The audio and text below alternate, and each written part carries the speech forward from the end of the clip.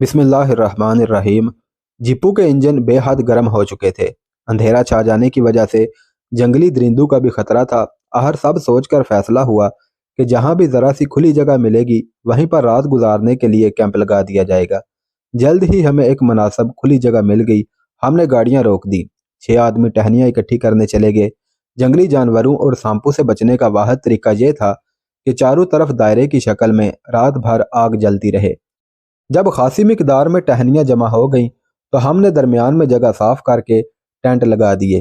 खाना खाने के बाद सूखी टहनियों को आग लगा दी गई।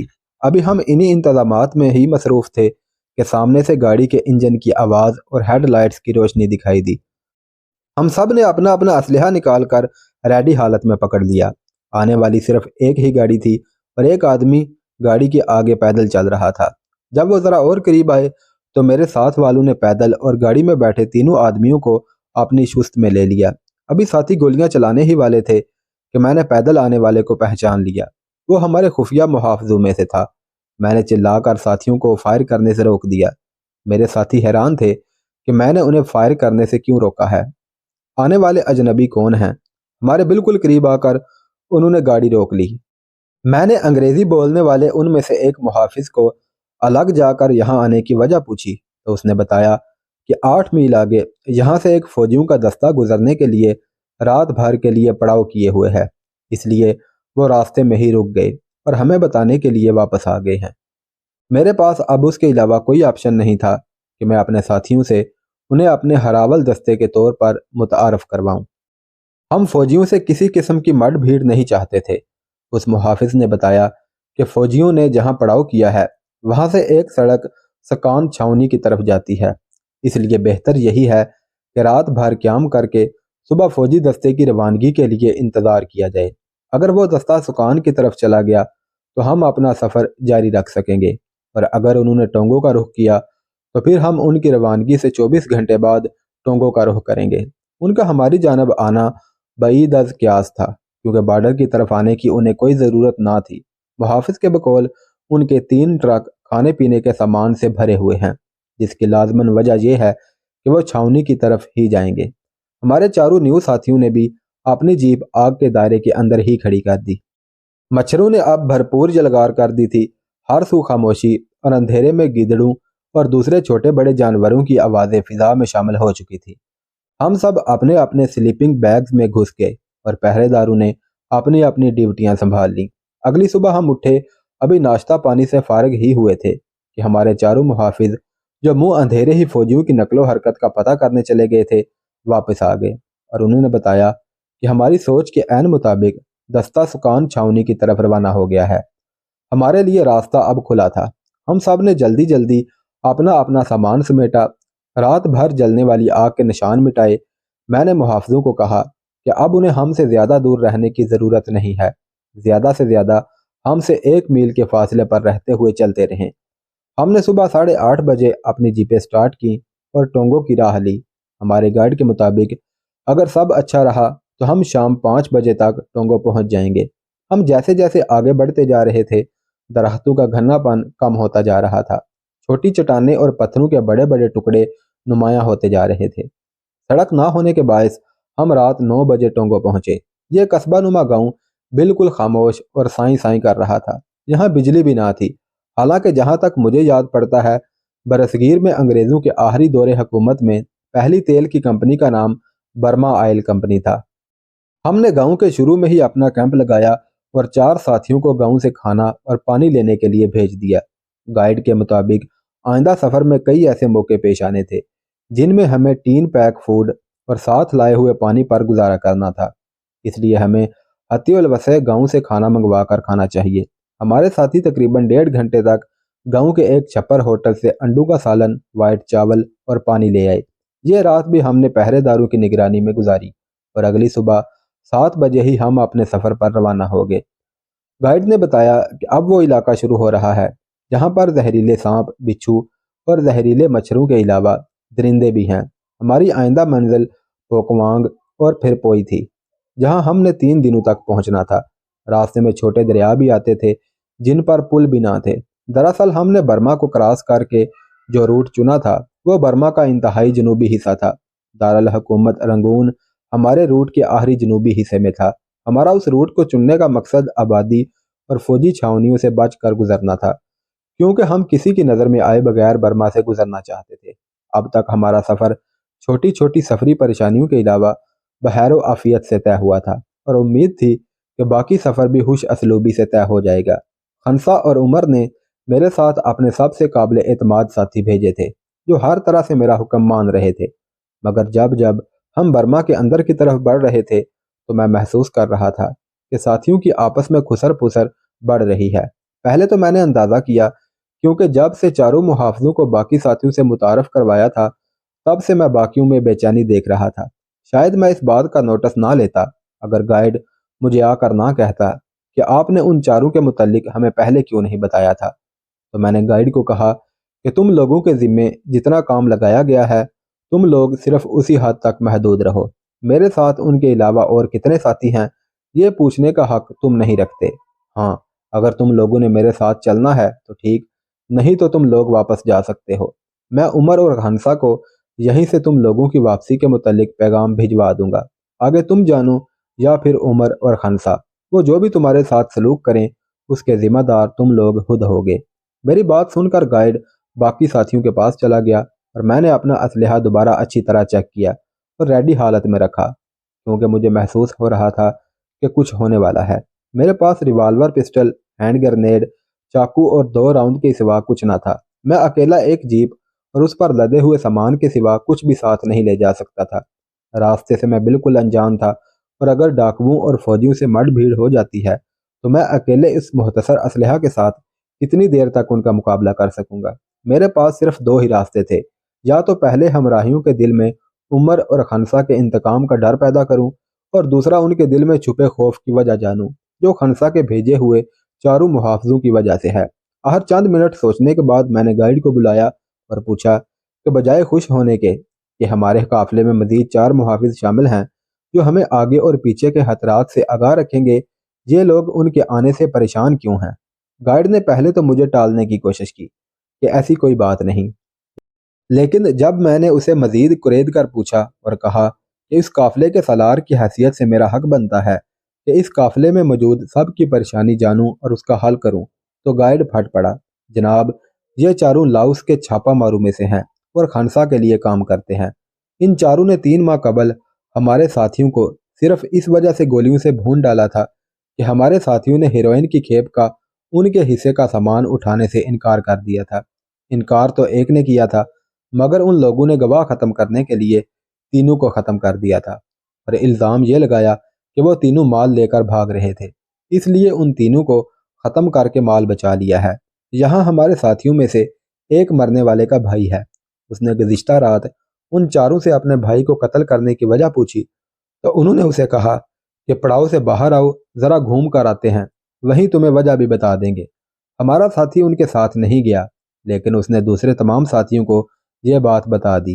اسی وقت سے قافلے میں بے چینی پھیلی ہوئی ہے۔ میں نے آپ کا پیغام سب تک پہنچا دیا ہے، مگر ان کا کہنا ہے کہ آپ کی حکم عدولی کی سزا تو ہمیں عمر اور خنسا دیں گے، ہو سکتا ہے اس سزا سے ہم بچ بھی جائیں، مگر یہ چاروں تو اپنا بھید نہ کھلے، اس لیے آپ سمیت ہم سب کو آسانی سے ختم کر کے جا سکتے ہیں۔ اسی خوف سے ہمارے آدھے سے زیادہ ساتھی یہیں سے واپس جانے کا فیصلہ کر چکے ہیں۔ جو باقی رہیں گے وہ بھی بھاگنے والوں کی دیکھا دیکھی واپس چلے جائیں گے، اور ان چاروں کا کیا ہے، یہ تو سب کچھ لوٹ کر کبھی واپس نہ آنے کے لیے لاؤس چلے جائیں گے اور خنسا کے پاس جا کر ایسی گھڑی گھڑائی باتیں کریں گے جن کی تردید کرنے والا کوئی نہ ہوگا۔ میں نے آپ کو تمام تر حالات بتا دیے ہیں، اب فیصلہ کرنا آپ کا کام ہے۔ بات ختم کر کے گائیڈ، جو کہ ایک تھائی مسلم تھا، اس نے ہاتھ جوڑے اور ایک طرف کھڑا ہو گیا۔ واقعی بہت پریشان کن صورتحال تھی۔ قافلے کے ساتھیوں کو اپنی جان بچانے کے لیے خنسا اور عمر کے عتاب کا بھی ڈر نہیں تھا۔ وہ ہر طرح سے ان کا سامنا کرنے کے لیے تیار ہو گئے تھے، اور ادھر مجھے اپنے مشن کو کسی صورت بھی پورا کرنا تھا، اور اگر صرف گائیڈ ہی واپس چلا جاتا ہے تو باقی سب میرے لیے بیکار تھے۔ یہ چاروں لاؤسی صرف ہراول دستے کا کام دے رہے تھے، اور انہیں خنسا اور عمر نے اجازت دے رکھی تھی کہ قافلے میں اگر کوئی میری حکم عدولی کرے تو بلا جھجک اسے ختم کر دیں۔ واپسی پر راجا کی بیوی، بیٹا اور انمول خزانہ بھی میرے ساتھ ہونا تھا۔ اور اگر قافلے میں کوئی ایک ہی جواہرات کے لالچ میں آ جاتا ہے تو سب کو ہلاک کر سکتا تھا۔ تھائی دوسروں کی نسبت امن خو ہوتے ہیں، اس کے علاوہ ان کے گھر بار تک عمر اور خنسا کی رسائی تھی۔ میں نے تقریباً 1 گھنٹہ ساری صورتحال کا باریک بینی سے جائزہ لیا اور فائنل فیصلہ کر کے روشنی کا ایک راؤنڈ فائر کر دیا۔ یہ ان الاؤسیوں کے لیے فوراً واپس آنے کا سگنل تھا۔ ٹھیک 20 منٹ میں چاروں الاؤسی اپنے جیپ سمیت میرے پاس پہنچ گئے۔ میں نے خوش دلی سے ان کا خیر مقدم کیا۔ اسی دوران قافلے کے سارے لوگ میرے گرد جمع ہو چکے تھے۔ میں نے انہیں کہا کہ آگے کا سفر خطرناک ہے اور اس لیے میں سب کا اسلحہ ایک بار چیک کرنا چاہتا ہوں تاکہ میری تسلی ہو جائے کہ کسی بھی ایمرجنسی صورتحال سے نمٹنے کے لیے ہماری فائر پاور کتنی ہے۔ میں نے پاس کھڑے 5-6 تھائیوں کا اسلحہ لیا اور چیک کر کے انہیں واپس لوٹا دیا۔ تھائیوں کے لیے گائیڈ میرا متراجم بھی تھا، جبکہ الاؤسیوں میں سے ایک ٹوٹی پھوٹی انگریزی بول سکتا تھا۔ ان چاروں الاؤسیوں کے پاس چینی ساخت کی مشین گنیں اور ریوالور تھے۔ میرے اسلحہ مانگنے پر پہلے تو وہ جھجکے، مگر اپنے ساتھی مترجم کے کہنے پر اپنا سارا اسلحہ میرے سامنے ڈھیر کر دیا۔ الاؤسیوں کے متعلق میں پہلے سے جانتا تھا کہ وہ 2 بڑے خنجر اپنی پٹلیوں کے ساتھ باندھ کر رکھتے ہیں اور اکثر الاؤسی کراٹوں کے بھی ماہر ہوتے ہیں۔ میں نے ایک ایک کر کے ان کی گنیں اور ریوالور چیک کیے اور انہیں اپنے سامنے رکھ لیا، اور پھر ان سے ان کے خنجر بھی طلب کیے۔ کچھ پس و پشت کے بعد انہوں نے اپنے خنجر بھی میرے سامنے رکھ دیے۔ انہیں میرا اس طرح ان کا اسلحہ چیک کرنا ان کو مجھ پر کچھ شک سا پڑ گیا۔ وہ بغیر میری اجازت کے اپنا اسلحہ لینے کے لیے آگے بڑھے۔ یہی لمحہ تھا جس کا مجھے انتظار تھا۔ میں نے فوری اپنا ریوالور نکال کر ان پر تان لیا اور کہا کہ اگر 1 انچ بھی آگے بڑھے تو گولیاں کھوپڑیوں میں اتار دوں گا۔ میں نے گائیڈ کو اشارہ کیا تو اس کے پیچھے کھڑے تھائیوں نے 2 نے مل کر ایک ایک کو نیچے گرا لیا اور ان کی پشت پر سوار ہو کر ان کے بازو پھیلا دیے۔ میں نے انگلش بولنے والے الاؤسی کو سیدھا لٹانے کا کہا اور اس سے پوچھا کہ تم لوگوں نے 3 تھائیوں کو شوٹ کیوں کیا تھا؟ وہ بولا، تینوں سامان لے کر بھاگ رہے تھے۔ میں نے پوچھا کہ کیا تمہارے ان ساتھیوں کے علاوہ تمہارا کوئی گواہ بھی ہے؟ تم ان تینوں کی ٹانگوں میں گولیاں مار کر زخمی بھی کر سکتے تھے، مگر تم لوگوں نے انہیں شوٹ کر دیا۔ اب یہ سب مل کر تم چاروں سے ان تینوں کا بدلہ لیں گے۔ میں نے محض اسے ڈرانا چاہا تھا تو وہ غصے سے بولا، یہ تھائی کتے ہم سے کیا بدلہ لیں گے؟ ان میں چانگ ست کے خاص آدمی بھی ہیں اور اچھی طرح جانتے ہیں کہ ہمیں گزند پہنچانے پر ان کا کیا انجام ہوگا۔ میں نے لاؤسی سے پوچھا یہ چانگ ست کون ہے، تو اس نے جواب دیا کہ خنسا کا نمبر 2 ہے، جو بہت جلد خنسا کو راستے سے ہٹا دے گا اور خود ٹرائی اینگل کا بے تاج بادشاہ بن جائے گا۔ میرے لیے یہ بات بالکل نئی تھی، کیونکہ عمر نے خنسا کے نمبر 2 کے بارے میں کبھی ذکر نہیں کیا تھا، اور جو خنسا کے بہت قریبی وفادار تھے ان میں چانگ ست نام کا کوئی آدمی نہیں تھا۔ دوسری طرف میں نے دیکھا کہ خنسا اور عمر کے آدمی اپنی قومیت تھائی ہونے کی وجہ سے ایک ہو چکے تھے۔ ان میں مسلم، عیسائی، بدھ مت بھی تھے۔ ان میں سے ایک آدمی نے آگے بڑھ کر مترجم کے کان میں کچھ کہا۔ مترجم مجھ سے مخاطب ہو کر بولا، سر یہ آدمی آپ سے کچھ کہنا چاہتا ہے۔ میں اسے اور مترجم کو ایک طرف لے گیا۔ اب مترجم اس کی زبانی بولا، سر وہ الاؤسی سور ٹھیک کہتا ہے۔ چانگ ست خنسا کی لٹل آرمی کا ایک عہدیدار ہے، اور وہ ہمیشہ اسی موقع میں رہتا ہے کہ خنسا کو راستے سے ہٹا کر خود ٹرائی اینگل کا مالک بن جائے۔ ان چاروں الاؤسیوں مجھے اور میرے ساتھیوں کو چانگ ست نے ہی آپ کے ساتھ بھیجنے کے لیے منتخب کر کے خنسا کے پاس بھیجا تھا، اور خنسا نے ہمیں عمر کے پاس اور عمر نے آپ کے پاس آپ کے ساتھ مشن پر جانے کے لیے بھیجا ہے۔ جب آپ خنسا سے ملنے گئے تھے اس وقت چانگ ست وہاں موجود نہیں تھا، وہ کسی کام سے باہر گیا ہوا تھا، لیکن جو لڑکی آپ کو خنسا کے پاس لے کر گئی تھی وہ چھپ کر آپ لوگوں کی باتیں سنتی رہی، کیونکہ وہ انگلش اور تھائی زبان بول اور سمجھ لیتی ہے۔ اس نے وہ ساری باتیں چانگ ست کو بتا دی۔ چانگ ست نے ان چاروں کو حکم دیا تھا کہ جب آپ رانگا ماٹی سے خزانہ لے کر واپس لوٹیں تو یہ چاروں برما کی حدود میں داخل ہونے سے پہلے ہی آپ سب کو ٹھکانے لگا کر اور خزانہ لے کر چیانگ وائی میں رک جائیں، اور ایک آدمی خفیہ طور پر چانگ ست کو اطلاع دے۔